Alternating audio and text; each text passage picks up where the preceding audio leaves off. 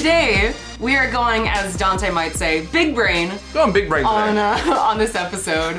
And we were talking about different ways to interpret art. And Dante, since you're the one who suggested doing this topic, why don't you preface and let us know what we're going to be looking forward to in this episode. Look, I feel like in my younger years, I always thought there was a very specific way to interpret art, especially like in the physical realm, where I was like, no, it only matters how nice it is and how skillful, how much skill it took to make the thing, and that's it. That's how nice it is. Period. You can't just look at a rock and then it's art. Turns out you can. It really turns out that you can. But interpreting art is based on a lot of things. And the major 4 or 5 sometimes main ways is through your own personal experience, or what art means to you personally. Number 2, the context of the historical time. So for example, if you made George Floyd art now, it would have a massively different impact towards someone now versus in the future because it hits so close to home. Let's say you don't know a lot of symbolism, you can definitely translate art through symbolism. You can translate art through skill, as I said before, or how much time it took to make the thing. Or another one is that you can translate art through the way it's supposed to be translated to you. So for example, if the artist had a certain message or a certain feeling they're trying to get across or convey to you, that's another way to interpret the art. You don't need to interpret it the way they want it to be interpreted, but that is an avenue in which it can be interpretive. Yeah. And those are like the 4 or 5 main ways that you would interpret art personally and historically, right? Towards everyone in the world. And I think one of the reasons that like this topic is interesting to me is because I can't remember where I read this, but it was basically talking about how, you know, if you were to ask any random person on the street, like, oh, like, what's your favorite band? Or like, what's your favorite style of music? Most people could give an answer. But if you ask someone like, oh, what kind of art do you like? You get a really different response. They get scared. Yeah, there's this sense of like, I don't really like, I'm not really an art person, or I don't like get art, or I don't fancy enough. Yeah. Or there's just the sense of like, oh, I don't know, like, and it's weird because it's like you can have an opinion on art, and it doesn't have to be like a skilled opinion, if that makes sense. Like, well, you can approach art, like, kind of like what you're saying, like, one of the ways that you can approach art is through your own kind of personal interaction, like what you bring to that particular art piece, you know, whether it's like performance art, whether it's a painting, whether it's, you know, ceramic art, you know, there's so many different ways that you can do that. But I think it's important that we're talking about this because, I mean, admittedly, like, our audience is like, lots of you are already ceramic artists or potters, so it's like that barrier is a little bit lower. You're right. But I think in general, I want people to feel more comfortable getting a sense of like what kind of art they like, and not necessarily even having to say like, oh, is it good art? Is it bad art? Is it art? Is it not art? But more like, do I like it? Do I connect with this art? Is it, well, in general, and let's kind of, because I have to have a discussion about this soon enough on the YouTube channel anyway. But we get it first. Well, hopefully, depending on when this airs. Well, it depends on what I say, because I'll go more in depth on the YouTube channel. But that's true. If you're being real about it, everything is art. To the way you walk, to the way you brush your teeth. You could make that argument. You can definitely make that argument. Where that becomes dangerous is that if you say everything is art, you must encompass literally everything. And to be grotesque, someone's fart can be a personification of art if you do it right and it has the right intention behind it. Yes. You know what I mean? Which is fine. I don't. To me, that's not dangerous. That's more about like, okay, do you like. Why? What's the artist's intention behind? It's massively about intent. Yeah, massively. But it's also like some of them I imagine are in the cars and are like, "Ugh, farts." They nodded at the first part. They're like, "Yes, everything is art." And then I said fart, and they're like, "Oh, maybe I should change my definition." Oh yeah. But I want people to, like you were saying, to be comfortable with trying to identify art or try and, I don't want to say validate, but see art through the lens of someone who hasn't exactly experienced the art world in even a piece, if not its totality. So I think what happens is a lot of people go, oh, I can't really have an opinion about art because I'm not an artist. Yeah. Or I haven't experienced enough art. When realistically, and this is a bit of a slippery slope as well, but realistically, you don't necessarily need to go through the experience of someone who delves into the category of like art or a certain sport or a certain thing to have not only an opinion, but some type of viewpoint on that thing. For example, I don't need to have a child in order to know I shouldn't hit my kid in Walmart. Yes. You know, if you've seen a kung fu movie, you don't need to do martial arts in order to go, that was a good kick. You just have an opinion about it. You innately know it based on very minute experiences. Are you the martial artist? No. Yeah. And admittedly, like, whether it's a good kick, like, to some degree, there's like, there's some leeway with that. Definitely. Because it's like, okay, do you, like, because in my opinion, when you say something is good or not good, right, you're placing a value statement based on you're having a certain intellectual capacity to discern that. Yes. And if you've never done martial arts, if we're sticking with this comparison, yes, if you've never done martial arts and you don't necessarily know what constitutes a good kick or a bad kick, you may say something is a good kick, but an expert might say, actually that wasn't a good kick. Right, and that's kind of where the leeway comes in, is like, Yeah. the person who delves, or the person who involves themselves in that category in which you're giving your opinion, probably knows a lot more about that subject, and realistically, their opinion probably holds more value. Like, if I'm being honest with you, their opinion on the subject that they're an expert in most likely has more weight than your opinion without that experience. But I want to get across the point that it doesn't mean that your opinion or your experience doesn't have any weight at all. Yeah, because the difference there, I feel like, with your opinion versus the opinion of an expert is, like, an expert can't have an opinion on whether you like a thing or not. They might be able to say whether a thing is, like, I don't know, good or bad, if we're going with the karate or the martial arts example, a good kick or a bad kick. Right. But whether you say, like you can totally say, oh yeah, I liked that kick. I thought that looked cool. This is this, like, I like this battle sequence. This is awesome. Like, an expert, no expert is going to be able to say, like, no, that can't be true. You don't like that. You can't like that. But I do like it. Yeah. So you're not allowed to like that. Yeah. You know what I mean? And going into that conversation, there's different viewpoints from history in which you can view art that definitely hold different weight based on not only the context, the intent, but the time in which it was brought up. Yeah. So of those, like, 4 or 5 things, like, what, because you kind of had mentioned earlier that you want to, like, delve into, like, each one. Right. Okay. So let's deep dive into this. Let's lightly go over the skill one, right? Because I feel like this is the one we both have enough in our heads to kind of talk about. There definitely is a group of people out there. I used to be one of them. I deeply apologize. Oh my god. When I say used to be, I mean, like, someone who I was doing first year. It's that white belt who's like, I know what a black belt kick should look like. And you're like, shut up, nerd. But you don't know.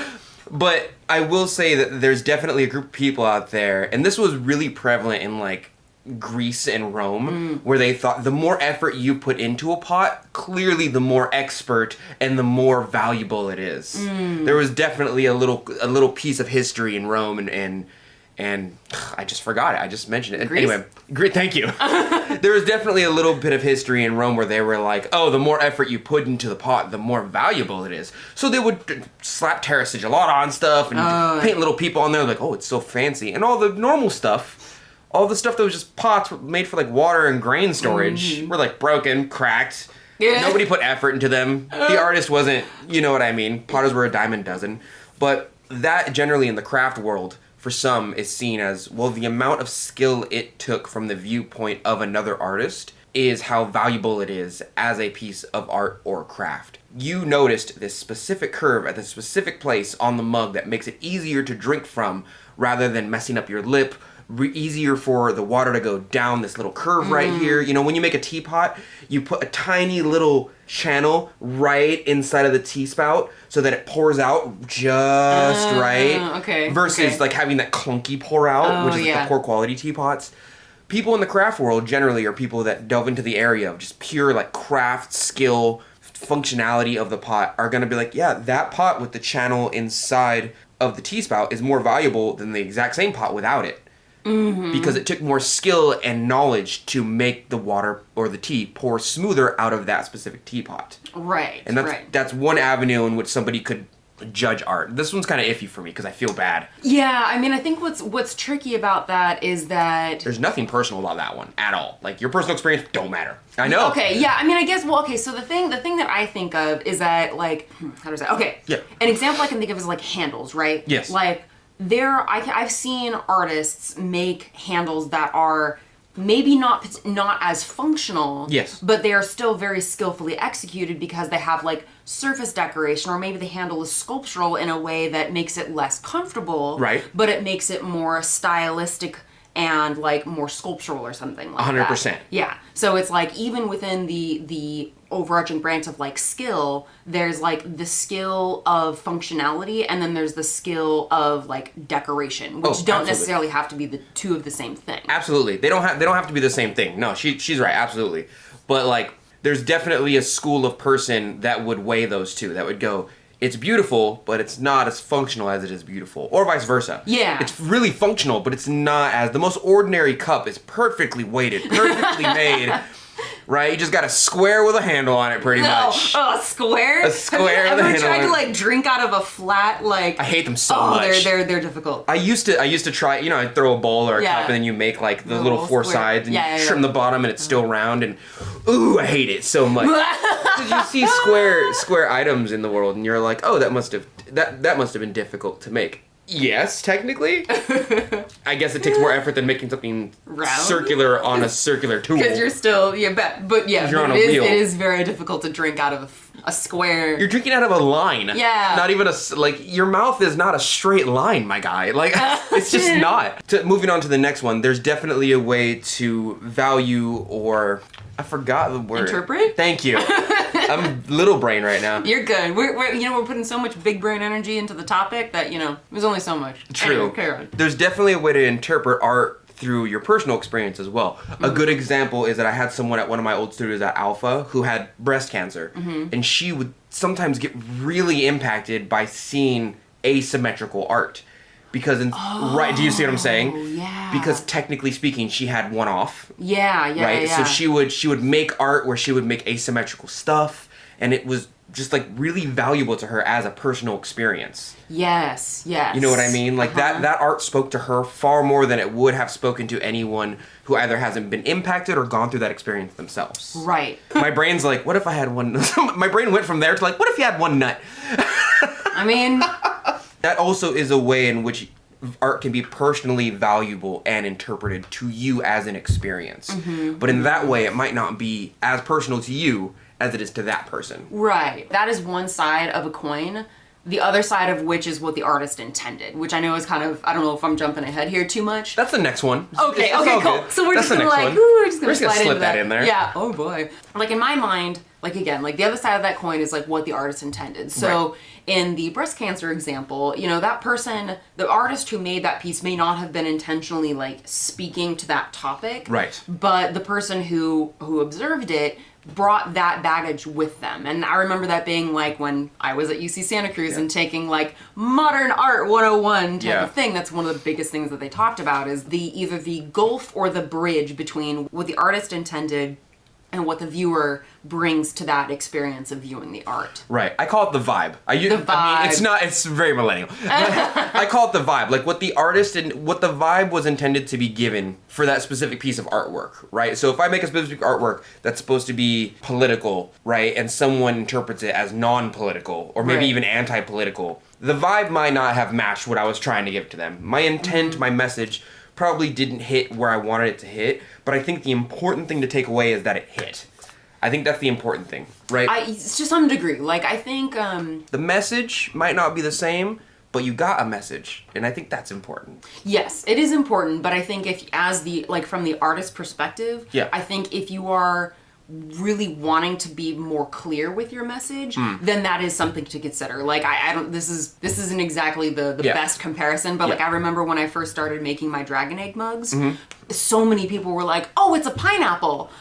And I'm like, whoa, but admittedly, like, enough people said that. Now, admittedly, like... To where you were like, I should probably clarify. So I tweaked the design. I did change some things up to make it more clear that the piece was intended to be a dragon egg. And once I started making those changes, everybody was like, oh, it's like a dragon egg. Got it, yeah. So as the artist, if a lot of people are kind of, I don't know, missing the mark, I guess. Missing the mark, and yeah. it's really important to you that you get that message across, right. then it's worth considering like, okay, how can I make my intentions more clear in the future? Or do I change the artwork to make that message more clear? Right. Or do I have my artist statement go along with that piece? Like, you know, so many pieces in museums will have, you know, you'll see the work itself, which may or may not be really clear in its intention, but then there'll be like a side plaque that gives some background to the piece, which clarifies the artist intent. Can I just say, Yeah. in a little side rant here. Tell me. Not a big one, I promise. Okay. I hate artist statements so much. I love them! I hate them so much. Oh my god, wait, have we had an episode on artist statements? We've had on writing them, we haven't had one on... I hate artist statements for the same reason that you say that the message might need to be a little bit more clear with the art itself. I don't like artist statements because number one, I feel like it's up to the interpretation of the viewer to decide how it's valuable to them. And number two, if my art didn't get across the message by looking at it, then I wasn't that great at the message. Oh, I so disagree on that. I hate doing essays for my artwork. Oh my god. I won't do it. Sorry, we should get back on track. No, I mean, I know. I really want to talk about it because, like, okay, because I think I don't want to write an essay for it. Oh no. I hear you. But okay, so the reason that I think we should stick on this topic, also because I have a personal investment in this, topic. I have an anti-investment. So the reason that I think that artist statements could be important, like again, because it's the artist statement can be that bridge between what the viewer brings to the experience and what the artist intended. 100%. The viewer can still have their own interpretation of the piece. 1000%. But having the artist statement there can add some more context, like kind of, and I'm kind of jumping the gun here, but like if we're going into like the symbolic meanings behind art, we were talking earlier about like interpreting Renaissance art, where I took an Italian Renaissance art history class in college, and he was able to point out like, oh yeah, these are all of the symbols in this painting, and a Renaissance person or a person at the time would have immediately been able to read those symbols. Absolutely. But as modern viewers, we need some interpretation because we are not in that context. So to bring this back to artist statements, there have been pieces of art where I've like looked at it and gone, yeah, like I really like, not my jam, not really my thing. But when I learn more about the piece and read the artist statement, I'm like, oh wow, like that my perspective completely changes. It has significance. And, yes. And I don't know where to stand on that specifically because I don't know if I should go, artist statements help you look through the lens of a different time in order to interpret the art in the way that the artist might have wanted you to see it. But yeah, not just time, but also like, because this can be with contemporary artists as well. Yes. So it's not just viewing. Absolutely. But anyway, carry on. Sorry, I interrupted. Or if I should do like that Twitter and be like, educate yourself. I shouldn't have to do it. You know, those people who are like, I shouldn't have to educate you. Just turn the tables on them. Your turn now. Well, I mean, sure, like that's a part of it, but it's also like, do you want to connect? Like, do you want to help people get there to your message, or do you want to leave them out to their own interpretations? And I think either option is fine, but especially from a selling point of view, I would love for my sculptures to sell. They're expensive, so they don't sell as often as my mugs. Yeah. But I feel like my artist statements give more context and they tell more of a story behind those sculptural pieces, so that those people aren't sitting out there going, I have no idea what this piece is about. Yeah. And you can make that connection. And that's what I feel like artist statements can do. That being said, writing is definitely its own, it's its own skill. It's its own art form. A whole other thing. Absolutely. But I think like that is my soapbox of why artist statements are important. It's okay. Lindsey's about to die on a hill. I don't have a hill to die on. But you were like, I don't like them though. No, I don't like artist statements in the same way that I don't like onions. I hate onions, but if you grill them and put them on a hamburger, I'll probably eat it. It's just that Lindsey does a good job at grilling stuff. Like sometimes I'm like, I hate it, and Lindsey's like, well, what about if I do this to it? I'm like, okay, I could probably. I'd probably take a little nibble. This is fine. I love that. That makes me happy. I feel like I'm like standing in front of a proverbial like grilling machine with like an apron, be like, yes, have dad energies right now grilling these topics. Anyway. Okay, so we're talking about artist statements. We've talked about interpreting art through the categories of the way the artist wants to interpret it to you versus the way that you might interpret it, regardless of the artist. Yeah. And you were saying the bridge versus the gulf. Right, the gulch. Yeah.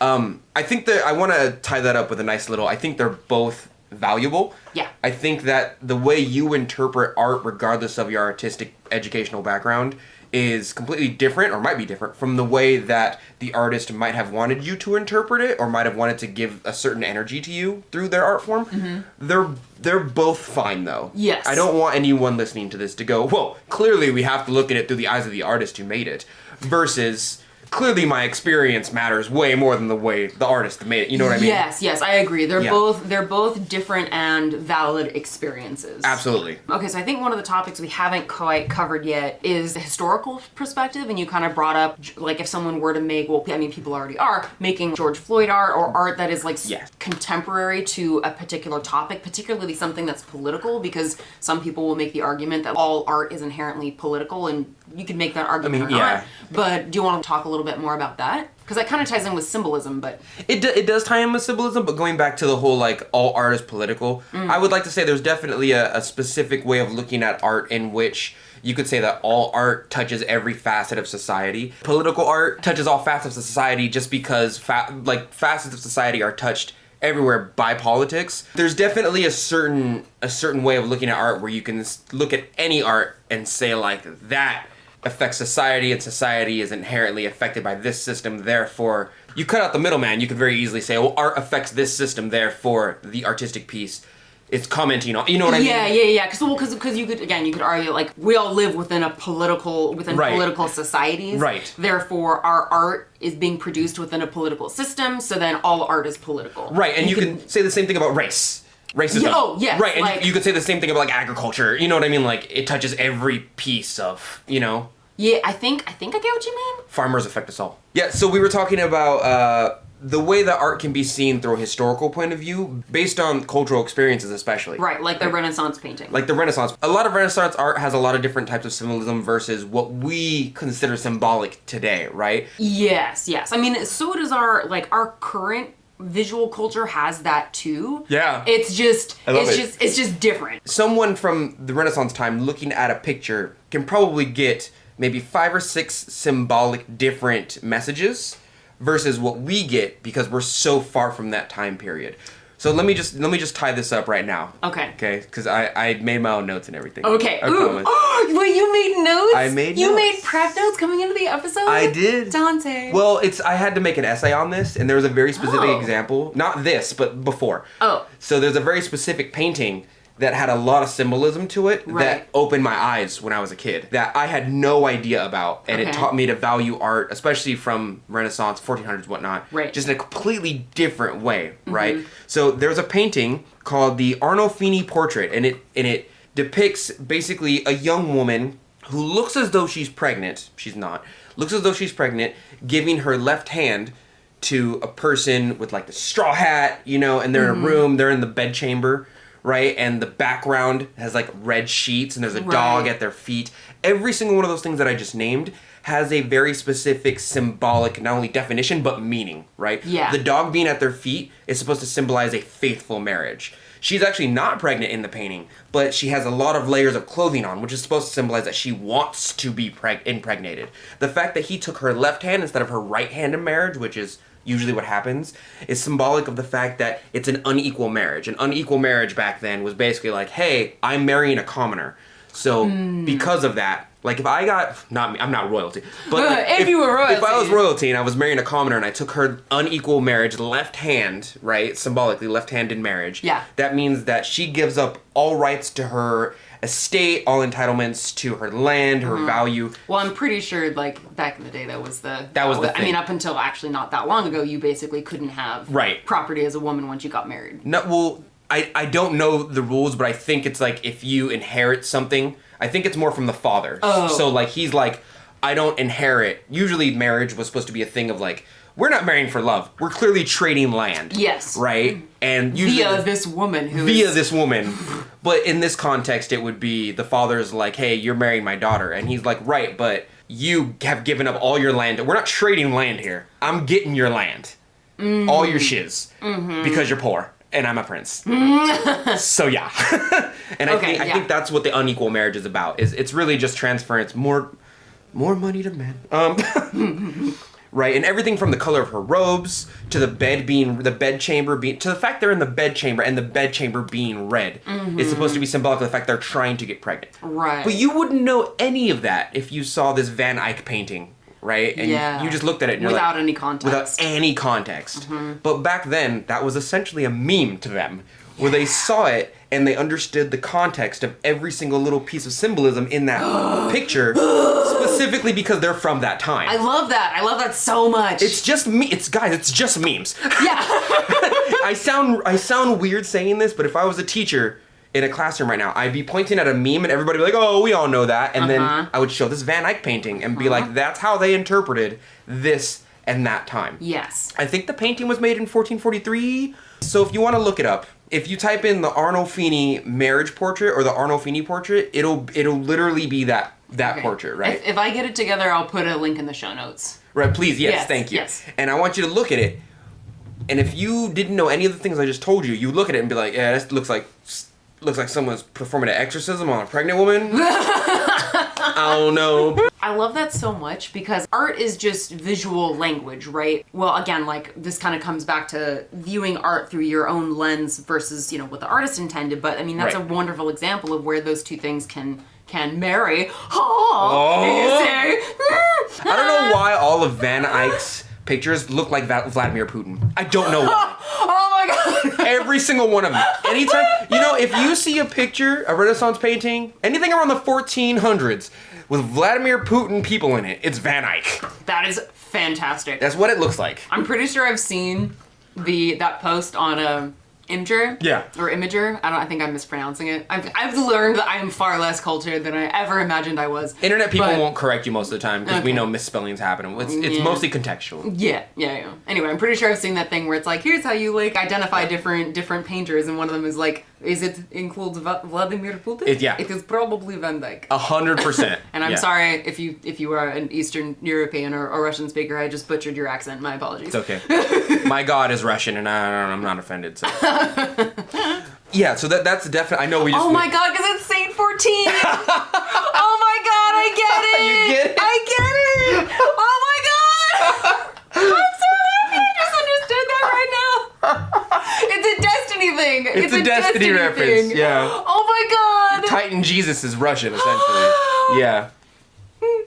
She's so happy she got it. So happy right now. Oh my God. Okay, you good? We're great. People are typing in, wait, Donte worships? What? Type in Saint 14 into your... Yeah. Anyway. Yeah. Okay. So are there any of the interpretation points that we have not covered? Well, let me check real quick. Okay. He's consulting his notes, you guys. I'm consulting my notes. His notes. Yeah, okay. There's one more, I'd say. Okay. So I think the final way that you could definitely interpret art is the way it makes you feel. And I think we've already kind of gone through that based on personal experience. But, there's ways that you can interpret it from a functional point of view, skill, essentially, craft. Mm-hmm. There's ways you can evaluate it through maybe a beauty point of view. Usually the craft and the beauty kind of go together. Because realistically, physical art, if you're being really obtuse with it, is the way you decorate the air. Is the way you decorate space. I like that. That's really... Music is the way you decorate air, and then art, like physical art, is the way you decorate space. That's really what it is. Okay.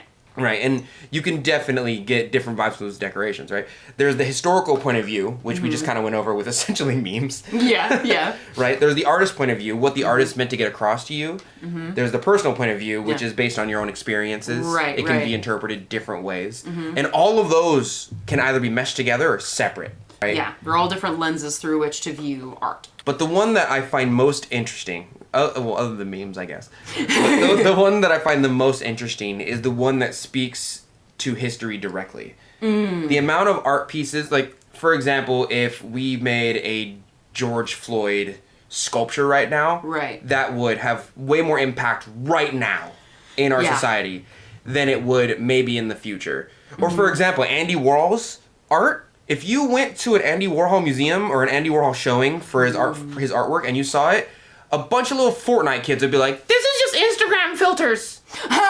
Because you're right.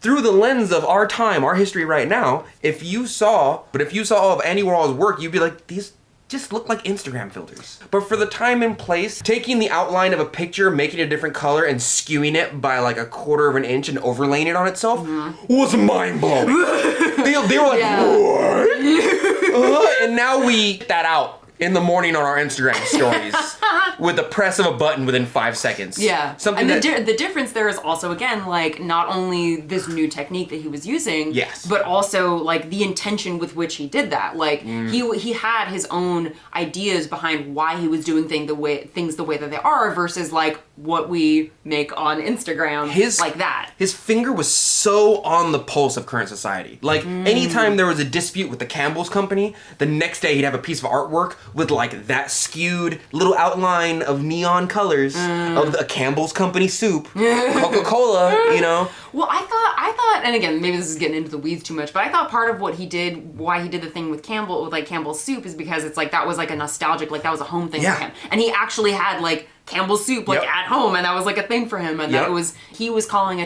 part of what he was doing was calling attention to the whole like art versus craft versus design thing. Yeah. Because again, we look at paintings on a wall or sculptures on a pedestal, and that's viewed at a higher value than the design work that went onto that can. Yes. And of course that's like that's a lot of levels. That's a lot of levels. That's a lot of levels. And that's also something that's, again, very current today. Like, I remember, like, when I first started learning about Andy Warhol, I was like, I don't get it. It's a bunch of soup cans. Yeah. Like, what? And then when I realized when I took classes and learned what he was commenting on, I was like, oh shit. Oh yeah. Like, that's good. That's for that time, that was insane. Well, even for now, because I mean, the whole, like, I mean, that's been a big driver of me trying to figure out what my place is in the art world, because what drove me into art was the combination of my love of ceramics with my love of character design and concept art and like, so it was an industry-based inspiration versus a capital A inspiration. And so I'm trying to find my place kind of in the middle of those 100%. things, right?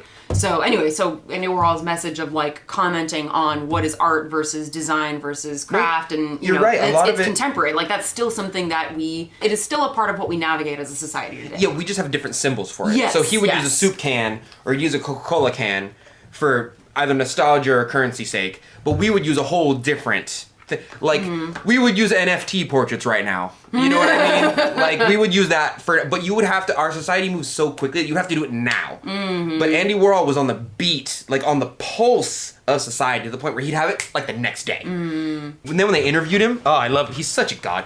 When they interviewed him, he would just not say nothing about it. They'd be like, what's up with the soup cans? And he'd be like, it's art. And leave it hanging. If you ever want to see the way Andy Warhol moved in the interviewer space, in like commenting on his work, just look up Andy Warhol interview, and you'll see how tight-lipped he was. Barely commented on anything. He had a friend. He had this lady friend, right? That basically spoke for him to the point where they just interviewed her. Interesting. They didn't even talk to him anymore because they stopped trying. They just talked to her, and she was like, oh yeah. And this is an example. This is not true. This little part right here. She was like, oh yeah, Andy Warhol don't really like bananas. She was like, I've never seen him eat a banana. And then the next day, he's like, Andy Warhol hates bananas. But really, he didn't say that. She was just like, I've just never seen him eat but they would over-politicize it. They would Interesting. He was so tight-lipped. Oh, do me a favor. Please do me a favor. Tell me. If you're listening to this right now, Andy Warhol did a very specific piece of art on video, because I have video back then, which is crazy. Back then? That long ago. Back in the 1800s. No, I'm kidding. It's not that long ago. But where he ate a hamburger on screen, and they morphed the sound, and they put it in a sound room so that you could only hear the sound of him eating the hamburger. Along with the wrapper. Not gonna watch that. It was a Burger King hamburger, and he did it. I think they paid him for it. I'm not sure. But he likes hamburgers. Okay. Evidently likes hamburgers. Okay. But go on YouTube right now if you're listening to this, and turn your volume all the way up. Make sure it's really quiet in the room. And just watch it. Just sit there and look at him dead in the eyes. No. And I want you to tell me how that made you feel. Yeah, tell us. It's not mouth sounds. I promise you. It's not mouth sounds. See how that made you feel, and realize that is one avenue in which you can interpret art, and he meant to do that on purpose. Not only that, realize that other people have a different feeling when they watch that video. Just as a beginning understanding, do those two things for me, please. Yeah.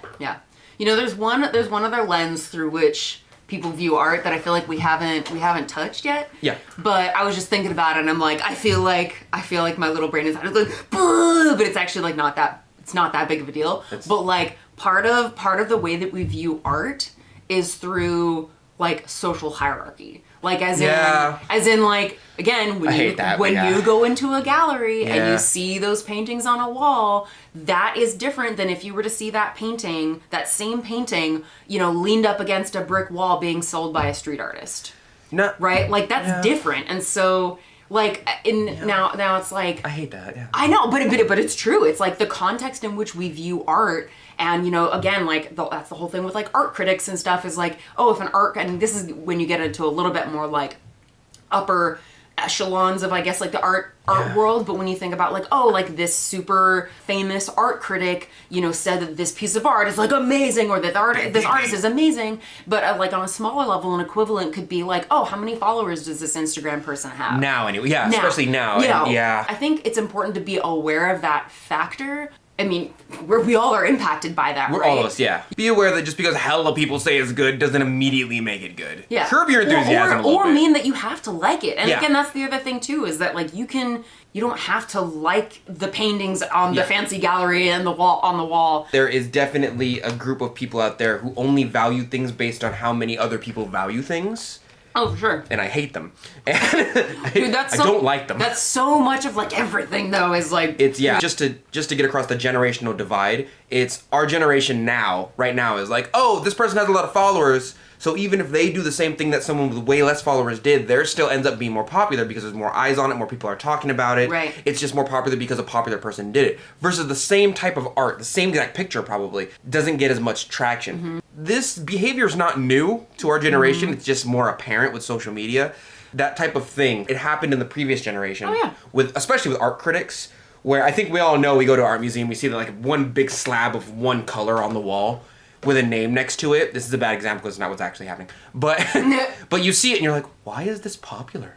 Mm-hmm. And then your brain goes, oh, it's probably the name of the artist, or it's probably the person who valued the art, or the art critic who said this is valuable because it's the artist and the skill level of this and that and that. Mm-hmm. But realistically speaking, someone who is high enough in the art world valued a certain piece of art, regardless of any way you interpret it, to be more valuable than the other art in the same realm as it. Right. And because of that, it's weird. It's weird.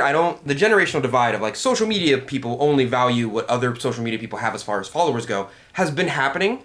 We just don't do it on our phones immediately now. Before, it used to be people who critique the art. Yeah. I just want people to curb their enthusiasm with like, oh yeah, that's a new generational thing. No, you guys did it too. Yeah. Y'all looking at your phones all the time. Let's not pretend there wasn't a line of dudes going to work with their face in newspapers. Yeah. Like, you know what I mean? Like, you have newspaper on the toilet, we have phone on the toilet. Mm-hmm. Don't act too brand new. Curb your enthusiasm. All right, well, I feel like we've kind of... That was good. We've done a solid. We've done a solid. It's another way to say I took a poo. I've done a solid. I have done a solid. Yeah. Why do we say we're taking a poo when we really leave a poo behind? Yup. I didn't take anything. I gave. Oh, yes. 'Cause I'm a giver. Oh, my God. And scene.